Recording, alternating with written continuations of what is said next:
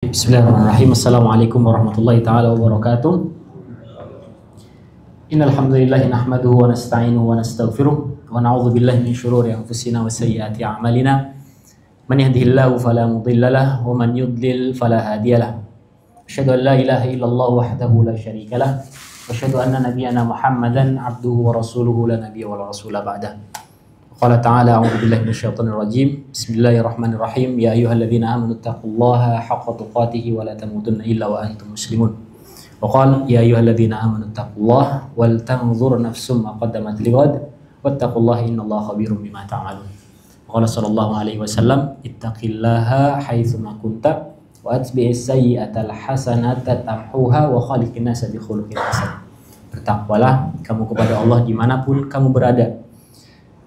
Wat bisayyatal hasanata tamhuha, dan ikutilah segala keburukan dengan kebaikan, maka keburukan itu akan terhapus dengan kebaikan yang kita lakukan. Wa khaliqin nasa bi khuluqin hasanin, dan bergaulah dengan sesama manusia dengan pergaulan yang baik. Allahumma la sahla illa ma ja'altahu sahla wa anta taj'alul hazna idza syi'ta sahla. Allahumma anfa'na bima 'allimna wa anfa'na bima 'allamtana warzuqna ilma. Haibati bapak-bapak, ibu-ibu yang semoga selalu dan senantiasa dirahmati Allah Subhanahu wa taala. Alhamdulillah kita masih diberikan karunia yang begitu berlimpah, kenikmatan, masih bisa mengerjakan kebaikan, bisa mensyukuri atas segala karunia yang Allah berikan dengan cara kita beribadah kepadanya, tentu setelah melakukan sholat wajib. Dan ini segala yang kita kerjakan hari ini merupakan sebuah karunia yang Allah berikan dan kita syukuri dengan cara beribadah kepada Allah. Sebagai interaksi manusia dengan orang yang paling dia cintai, maka banyak kita berkomunikasi dengan dia lewat telepon, SMS, WA, dan seterusnya. Maka komunikasi terbaik antara kita sebagai hamba dengan Allah adalah dengan sholat. Haibati fiddin azani Allah wa yakum. Tema yang akan kita bahas adalah tentu terkait seputar Al-Quran. Yang awalnya tentu Al-Quran sebagai tuntunan yang diwasiatkan Nabi SAW sebelum beliau meninggal. Taraktu fikum amrayn, kata Nabi. Aku tinggalkan dua perkara untukmu sebelum beliau meninggal. Salah satunya adalah hadis ini, taraktu fikum amrayn. Aku tinggalkan dua perkara. Perkara yang pertama, kitab Allah atau Al-Quran wa sunnati, dan sunnahku atau hadis-hadisku. Hibati fiddin azani Allah wa iyyakum. Dari firman atau dari sabda Nabi SAW disebutkan, maka firman Allah adalah modal utama kita sebagai hamba atau manusia ketika kita hidup di dunia dan ingin mencari bagaimana sih cara kita menuju Allah dengan baik dan benar. Maka landasan pacunya adalah dengan Al-Quran dibantu dengan hadis Nabi SAW. Haibati fiddin azani Allah wa iyyakum. Rasul SAW pernah berkata kepada Aisyah, istri Nabi SAW yang paling muda. Berkata Sayyidah Aisyah radhiyallahu anha bahwa beliau pernah diberi wejangan, diberi nasihat oleh Nabi SAW. Wahai Aisyah, alladzi yaqra'ul Qur'an, barang siapa orang yang membaca Al-Quran, wa huwa mahirun bihi, terus bacaan dia bagus, pemahaman tentang Al-Quran, tajwidnya, tahsinnya bagus, maka Allah akan kumpulkan dia bersama ma'as safaratil kiramil bararah, bersama golongan malaikat yang paling taat di langit kelak. Walladzi yaqra'ul Qur'an, dan ada golongan yang kedua, orang yang membaca Al-Quran, wa yata'u fihi, orang ini terbata-bata mengucapkan atau membaca makharijul huruf di dalam Al-Quran. Wa huwa alaihi syakun, dia punya kendala, udah terbata-bata, berat mengucapin Al-Quran yang dia baca. Apa kata Nabi? Lahu ajran, baginya dua pahala. Pahala yang pertama adalah pahala dari kesibukan atau menyibukkan dirinya dengan Al-Quran, maka nilainya pahala. Dan pahala yang kedua adalah pahala terbata-batanya dia, kesulitan dia tapi tetap berusaha untuk melakukan kebaikan. Maka hibati fiddin azani Allah wa iyyakum, kita sebagai manusia atau hamba penduduk bumi generasi akhir zaman, Allah berikan kelimpahan nikmat, karunia, usianya pendek.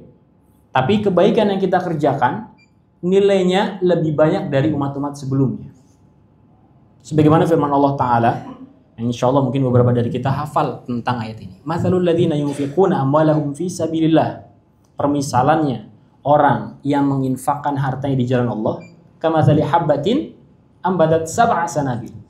Permisalannya itu kayak satu biji yang ketika tumbuh bercabang jadi 7 tangkai. Wa fi kulli sumbulatin mi'atu habba, dan setiap tangkainya itu malah nyebarin atau berbuah dengan 100 buah di setiap tangkainya. Maka setiap kebaikan yang kita kerjakan minimalnya dapat kelipatannya, tidak hanya satu tapi kelipatan. Dijelaskan dalam firman Allah Ta'ala tadi di surat Al-Baqarah, satu kebaikan yang kita infakkan di jalan Allah, baik itu ilmu kita, baik itu harta kita, baik itu tenaga kita, maka pahalanya Allah limpahkan menjadi 700 kebaikan.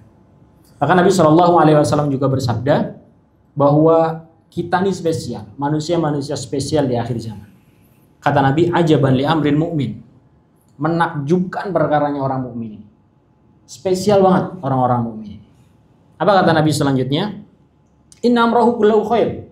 Semua yang dia kerjakan itu, apa yang dia dapatkan itu semuanya baik. Inna sabadud dharra sabar. Ketika dia dapat keburukan, musibah, atau hal yang tidak mengenakan untuk dirinya, kemudian dia bersabar, fakana khairul lahu, maka baginya kebaikan. Wa inna sabadud sarra, ketika dia dapat kebaikan, kemudian syakara, kemudian dia bersyukur, maka baginya juga kebaikan. Maka ibadi fiddin azanillahu, selama kita hidup di dunia, sepanjang usia kita masih ada, maka titilah kebaikan-kebaikan yang dapat menghasilkan pahala yang banyak. Baik itu tilawah kita perbanyak, karena setiap hurufnya bernilai 1 dikali 10. 1 huruf. Jadi kita misalnya baca alif lam mim atau qul huwallahu ahad, berapa huruf yang kita baca kemudian kita peroleh pahalanya dengan niat lillahi ta'ala. Sabda Nabi SAW kepada Aisyah radhiyallahu anha, wahai Aisyah, inna laki minal ajri ala qadri nasabika wa nafaqatika. Wahai Aisyah, bagimu nanti ada pahala dari kerja keras yang kamu usahakan dan biaya yang kau habiskan untuk segala perbuatan yang engkau ciptakan atau yang engkau sampaikan, yang engkau prioritaskan untuk agama Islam. Jadi segala sesuatu yang kita limpahkan, baik itu untuk keluarga kita dengan niat lillahi ta'ala, maka kemuliaan ada pada pengorbanan yang kita berikan. Imam Suyuti rahimahullahu ta'ala juga pernah berkata, maka na aktsaru fi'lan kana aktsaru fadlan. Siapa yang banyak pengorbanannya, maka akan banyak kemuliaannya. Kita banyak berkorban untuk keluarga kita supaya mereka hidup dengan aman, dengan nyaman, di rumahnya pendidikannya lancar. Maka pengorbanan yang kita berikan kepada keluarga kita insya Allah tidak akan sia-sia. Nilainya bisa pahala dengan catatan niat kita ikhlas lillahi ta'ala. Haibadi fiddin azani Allah wa yakum, sabda Nabi SAW sebagai pembuka, la hasada fi amrain. Tidak ada rasa iri, rasa dengki, rasa hasad kecuali pada 2 perkara. Perkara yang pertama adalah rajulun ata'allahu minal Qur'an. Ada seorang yang Allah berikan keistimewaan dia pada Al-Qur'an. Kemudian fahuwa yaqumu bi ana al-laili wa ana an-nahar. Kemudian ketika dia Allah berikan keistimewaan berupa Al-Quran tadi, dia bangunkan malam-malamnya, dia bangunkan atau dia kerjakan siang-siangnya dengan memperbanyak tilawat Al-Quran. Hasad yang kedua yang diperbolehkan adalah kepada seseorang, warajulun atahullahu malan. Ada seorang yang Allah berikan kelebihan harta dari yang lainnya. Kemudian apa kata Nabi SAW? Fahuwa yunfiquhu ana al-laili wa ana an-nahar. Tapi dia malah sebaliknya, memberikan bersedekah baik kepada keluarganya, karib kerabatnya, atau orang sekitar yang membutuhkan. Ana al-laili wa ana an-nahar. Setiap pagi atau setiap harinya, baik di siang maupun malamnya. Jadi sebagai pembuka, hibadi fiddin azanillahu wa yakum, bahwa kemuliaan atau kebaikan-kebaikan yang kita perbuat jangan sampai dinodai karena niat yang tidak kita perbesar, yaitu niat menuju ridho Allah Subhanahu wa taala. Baik, Bapak-bapak, ibu-ibu yang dirahmati Allah Subhanahu wa taala, kita lanjutkan. Allah Subhanahu wa taala memberikan kemuliaan kepada umat akhir zaman berupa diturunkannya Al-Qur'an kepada umat akhir zaman ini. Keutamaan biasanya salah satu keagungan kalau kita memuliakan seseorang, mengagungkan seseorang, mengagungkan kekasih kita, mengagungkan keluarga kita, atau mengagungkan siapapun. Biasanya kita memberikan sifat-sifat khusus kepada dirinya. Misalnya kalau kekasih ruhi, jannati, baiti, atau kekasihku dan seterusnya. Tidak disebutkan namanya. Misalnya namanya Ahmad, tapi tidak disebutkan namanya, tapi disebutkan dengan sifat-sifat yang melekat pada dirinya, keindahannya, jamilati, kecantikannya dan seterusnya. Maka ini adalah sebuah kemuliaan yang ingin kita tunjukkan kepada kekasih kita. Begitu juga orang-orang terdahulu ketika menyebutkan nama-nama pedang. Kalau orang-orang Arab dulu itu hobinya apa? Mengasah pedangnya, menghias pedangnya dengan hiasan yang paling baik karena mereka hobi perang. Maka disebutkan dalam beberapa riwayat nama-nama pedang itu ada 100 lebih. Khusus untuk nama-nama pedang aja. Kemudian nama-nama singa itu ada tidak hanya dalam bahasa Arab ya tentunya. Kalau di kita singa ya singa saja. Tapi kalau dalam bahasa Arab, nama-nama singa karena keistimewaannya, kegagahannya, kekuatannya, maka disebutkan dengan banyak-banyaknya. Di dalam syariat tentu kita juga tahu bahwa karena keagungan Allah Subhanahu wa taala, maka Allah memiliki banyak nama-nama sifat yang melekat pada diri Allah. Ar-Rahman, Ar-Rahim, Al-Malik, Al-Quddus, As-Salam dan seterusnya sampai 99. Bahwa itu pun 99 tidak cukup di situ, lebih dari 99. Nama Nabi juga sama, tidak hanya yang kita kenal Muhammad, ada Ahmad, ada Mahmud, ada Al-Amin, ada Amin, dan seterusnya. Ada banyak lebih dari 100 nama yang melekat atau sifat yang melekat pada diri Nabi SAW. Ini menandakan bahwa keagungan pada karakter yang diagungkan maka akan memiliki banyak nama. Allah Subhanahu wa taala mengagungkan Al-Qur'an sebegitu agungnya. Maka Al-Qur'an tidak hanya dinamai dengan Al-Qur'an saja. Disebutkan kalau kita sering buka Al-Qur'an ada Al-Qur'anul Karim. Nah, ini nama lain dari Al-Qur'an, ada Al-Karim. Kemudian ada nama lain ada Al-Dzalikal. Kalau dalam awal surat Al-Baqarah Dzalikal Kitab. Nama lain adalah Al-Kitab atau namanya juga merujuk kepada Al-Qur'an. Ada nama lain Al-Furqan. Kemudian di dalam surat Al-Buruj bal huwa Qur'anum Majid. Nama lain dari Al-Qur'an adalah Majid, yang maha agung. Atau dalam surat Qaf wal Qur'anil Majid. Di dalam ayat lain juga disebutkan Kitabun Aziz, kitab yang maha kokoh, maha perkasa, tidak bisa goyah. Dan banyak lagi terkait nama-nama Al-Qur'an di dalam firman Allah Ta'ala. Ini menyebutkan bahwa inilah keagungan yang Allah berikan kepada Al-Quran. Dari nama-namanya saja sudah banyak. Hibadifidin azani Allah wa yakum. Maka ini adalah salah satu nikmat yang Allah berikan kepada manusia berupa diturunkannya Al-Quran. Sebagaimana firman Allah Ta'ala, Ar-Rahman, maha pengasih atau maha pengasihnya Allah. Allamal Quran. Setelah Allah menyebutkan salah satu sifatnya, Allah sebutkan setelahnya Allamal Quran. Allah yang maha memberitahu atau mengajarkan, menurunkan Al-Quran. Baru setelahnya khalaqal insan, baru Allah menciptakan manusia. Jadi ini adalah bentuk keistimewaan kepada umat manusia bahwa Allah akan mengajarkan Al-Quran kepada para manusia. Dalam firman lain Allah sebutkan tabarakalladzi nazzalal furqana ala 'abdihi liyakuna lil 'alamin nadhira. Kata firman Allah Ta'ala, tabarak, maha suci Allah alladzi nazzalal furqan, yang telah menurunkan Al-Furqan, pembeda yaitu Al-Quran.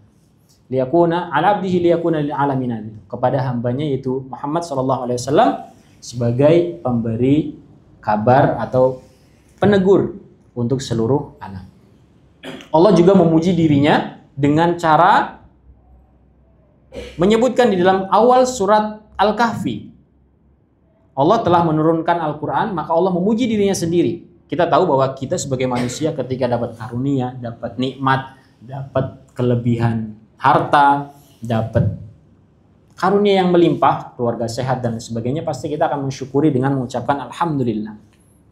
Allah sendiri ketika sudah menurunkan Al-Quran kepada manusia, maka Allah menyebut pujian juga untuk dirinya. Sebagaimana di awal surat Al-Kahfi Allah menyebutkan alhamdulillahilladzi anzala ala abdihil kitab.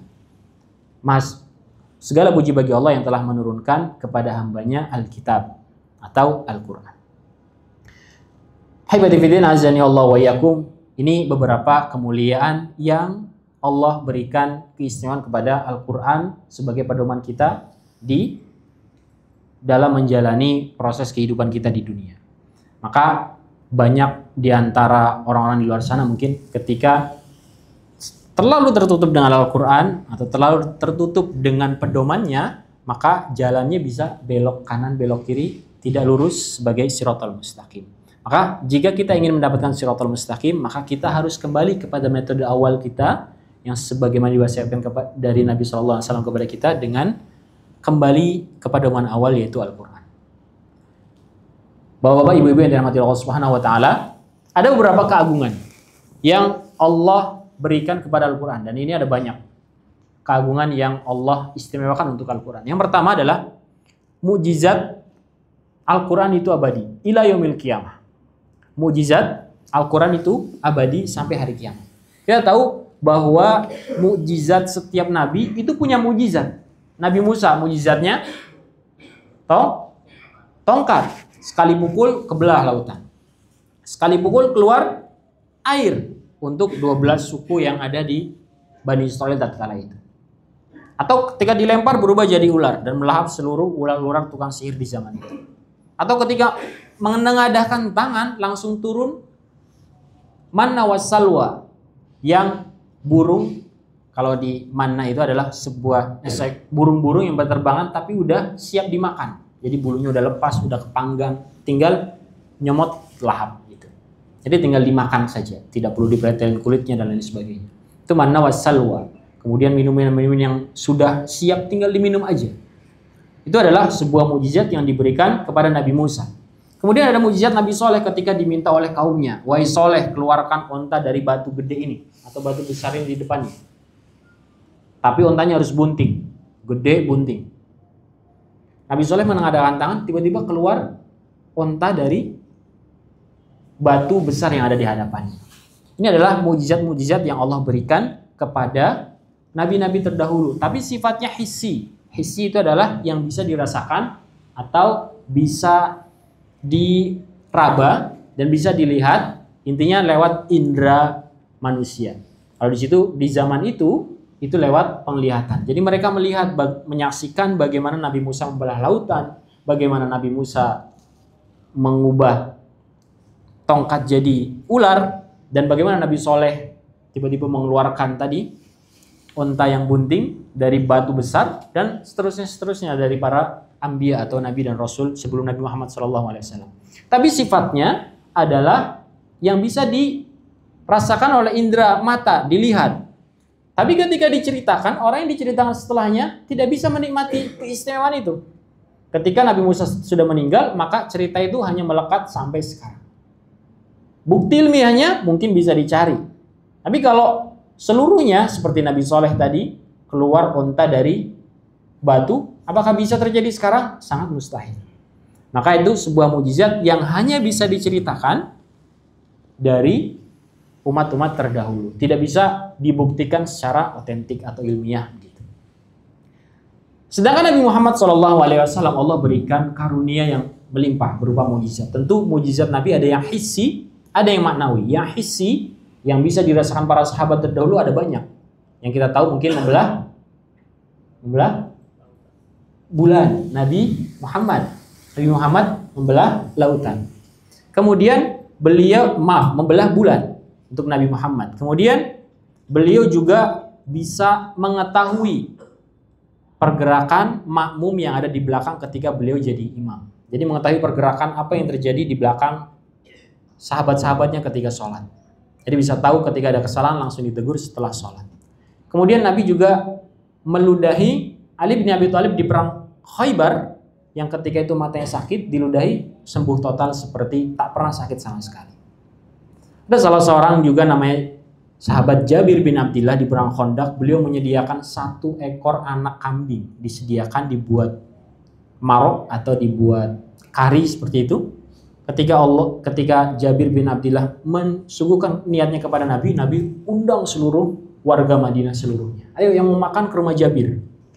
Nah, Nabi tuangkan itu. Dan tidak ada setetes pun yang berkurang dari marok atau kari yang disediakan atau yang disuguhkan Nabi kepada para sahabat. Mereka mau nambah silakan terus. Jadi yang ada di panci itu tidak berkurang sedikit pun. Sampai Jabir bin Abdillah yang mengambil untuk keluarganya. Tapi ketika di tangan Nabi, itu tidak berkurang suatu apapun. Dan itu hanya bisa diceritakan oleh generasi setelah para sahabat. Kita sekarang menceritakan mukjizat itu. Tapi apakah bisa melihat karunia yang begitu dahsyat? Tidak.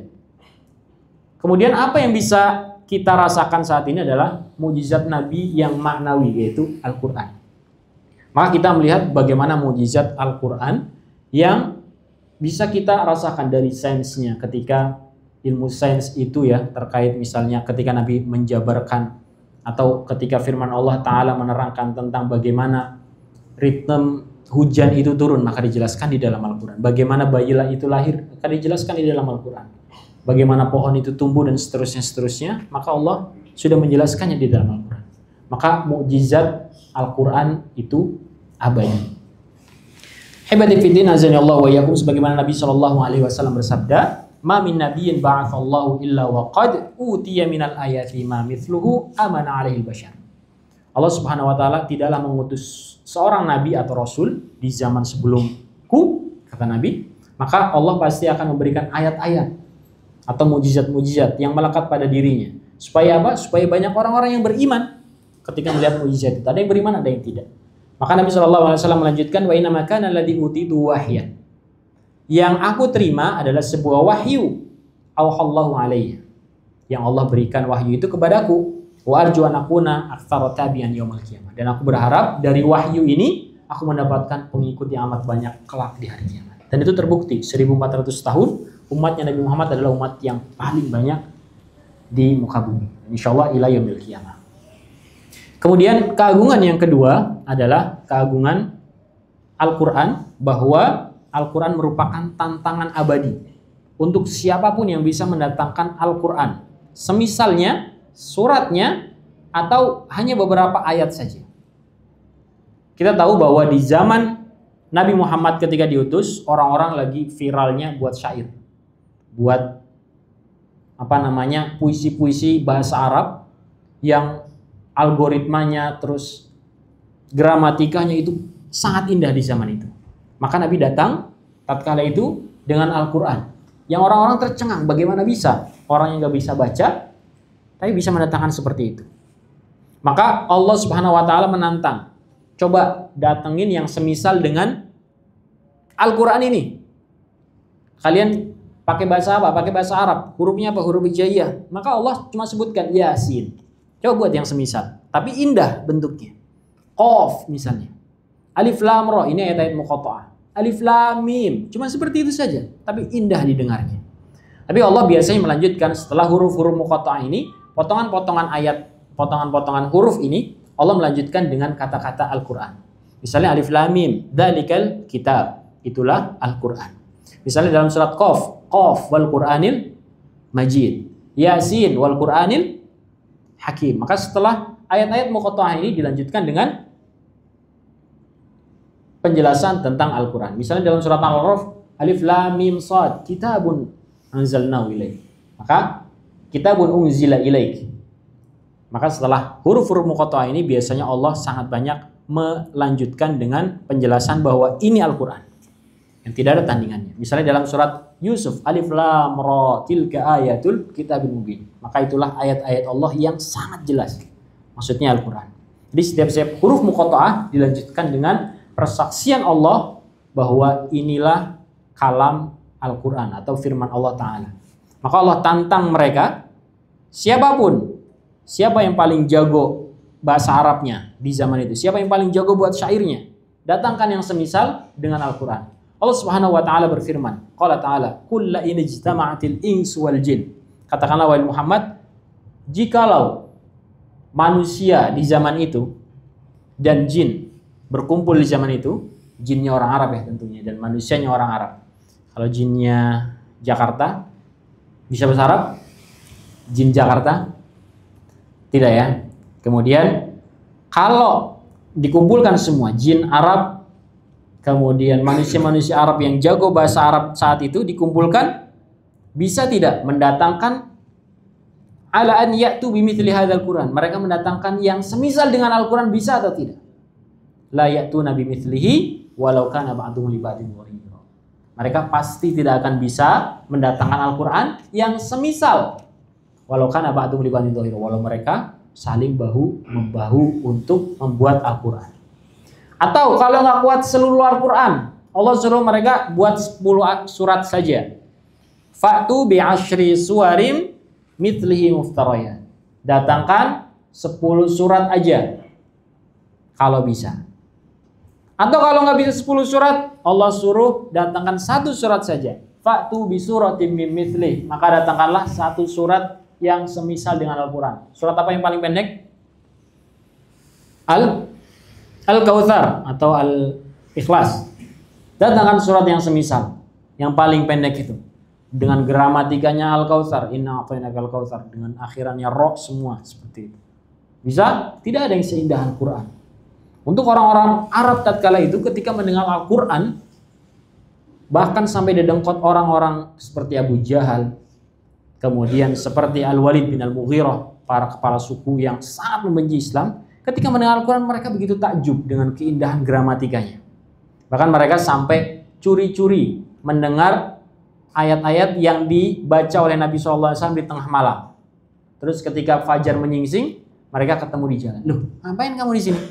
Abu Jahal, loh ngapain kamu Walid di sini? Mereka nggak ada yang ngaku. Oke, besoknya terulang lagi hal yang sama. Mereka ketemu lagi di perpapasan di tengah jalan. Ternyata pengakuan mereka adalah mereka mendengar apa yang dibaca oleh Nabi SAW ketika malam hari. Kemudian mereka, kenapa kamu tidak beriman? Salah satu Abu Sufyan tatkala itu bertanya kepada Al-Walid, salah satu kepala suku. Demi Allah, kata Al-Walid, apa yang diucapkan oleh Muhammad ini seluruhnya benar. Tapi kenapa kamu tidak beriman? Kata Abu Jahal melanjutkan, jika saya beriman, maka gimana dengan sukuku? Sukuku nggak ada nabi. Sedangkan sukunya Muhammad punya nabi. Suku saya tidak punya nabi. Maka ini adalah asobiyah yang mencelakakan diri mereka. Karena mereka merasa, oh dia bukan dari suku saya, maka saya tidak mau beriman. Hanya karena itu Allah binasakan dia di akhirat kelak. Hibati fiddin azani Allah wa iyyakum. Sih, ada waktunya? 3 menit. Baik, selanjutnya adalah bahwa kagungan Al-Quran selanjutnya adalah bahwa Al-Quran tidak ada informasi yang salah yang disampaikan oleh firman Allah Ta'ala. Nggak ada yang salah sama sekali dari apa yang disampaikan oleh firman Allah Ta'ala. Kita lihat, pernah sahabat Nabi SAW ketika duduk seperti ini, habis sholat gitu, kemudian mereka bertanya, saling bertanya. Tatkala itu, kekuatan yang paling wah, itu adalah kekuatan Romawi dan Persia di zaman itu. Maka mereka saling bertanya, siapa nih yang bakal nguasain lebih lama nih? Romawi apa Persia nih? Mereka saling tanya gitu. Nabi mendengar di depan. Kemudian turun malaikat Jibril menyampaikan wahyu. Apa kata firman Allah Ta'ala dalam surat Ar-Rum? Nabi SAW menyampaikan kepada sahabat, tenang. Kemudian Nabi SAW, ghulibatir Rum. Tiba-tiba Nabi menyampaikan firman Allah Ta'ala, ghulibatir Rum, telah kalah Rum. Rum bakalan kalah. Kapan? Wahum min ba'di ghalabihim sayaglibun. Kemudian nanti ketika mereka kalah, mereka akan bangkit lagi dari Persia. Mereka dikalahkan oleh Persia. Yang tatkala itu Persia tidak jauh lebih kuat daripada Romawi. Tapi kalah tatkala itu Romawi kalah dari Persia. Tapi tidak lama dari itu wahum min ba'dihim sayaglibun.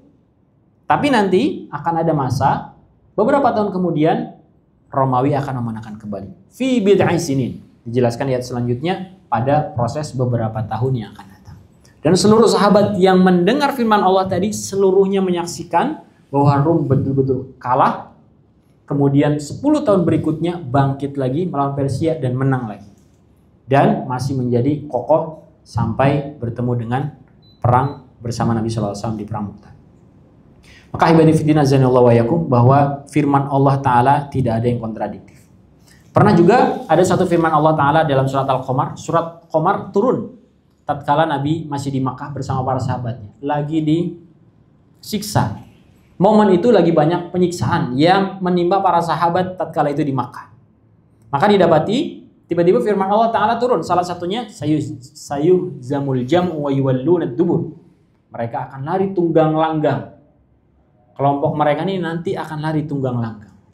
Padahal posisinya tatkala itu kaum muslimin sedang disiksa di Makkah. Tapi kapan terrealisasi firman Allah Ta'ala ini? Pada awal perang Badar atau perang pertama yang dihadapi kaum muslimin dengan orang-orang Quraisy. Ketika perang, Nabi selalu mengucapkan sayuzzamul jam'u wa yuwalluna dubur. Sayuzzamul jam'u wa yuwalluna dubur. Umar radhiyallahu anhu yang mendengar firman Allah ketika di Makkah kemudian menafsirkan, betul, firman Allah ini ternyata tersampaikan ketika di perang Badar. Maka tidak ada firman Allah yang tidak informasinya yang disampaikan salah. Semuanya informasi yang disampaikan oleh firman Allah Ta'ala benar. Seperti yang kita disampaikan di awal, bahkan mungkin kalau kita sering mendengar kajian atau presentasinya dari Dr. Zakir Naik, beliau biasa memaparkan bagaimana janin itu dijabarkan lewat Al-Quran. Atau bagaimana proses-proses lautan, ada yang terpisah, ada gunung di bawah, ada gunung berapi di bawah lautan, dan seterusnya. Ini sudah tersampaikan 1400 tahun yang lalu dan terbukti oleh sains. Ada nama satu buku, tapi dalam versi Arab namanya Al-Ijazul Ilmi fil Quranil Karim. Ilmu yang menampakkan sains pada Al-Quranul Karim. Dan itu terbukti seluruhnya. Terbukti seluruhnya. Mungkin nanti di masa depan, beberapa ayat Allah Ta'ala nanti akan terbukti lewat sains-sains yang dibuktikan oleh teman-teman kita di barat sana. Jadi semua hal yang difirmankan Allah Ta'ala tidak ada yang salah dari informasi yang diberikan. Mungkin itu saja. Hebadifidina zanillahu wa iyyakum. Ada beberapa hal mungkin masih banyak lagi sebetulnya. Jadi karena terkendala waktu, maka insyaallah kita cukupkan segini saja. Bisa dilanjutkan mungkin di lain kesempatan bila Allah masih menyediakan atau menyiapkan waktu untuk kita bertemu di umur atau di waktu selanjutnya. Aku rumah tasmaun wa astaghfirullah li wa lakum. Subhanakallahumma bihamdika asyhadu an la ilaha illa anta astaghfiruka wa atubu ilaik. Assalamualaikum warahmatullahi wabarakatuh.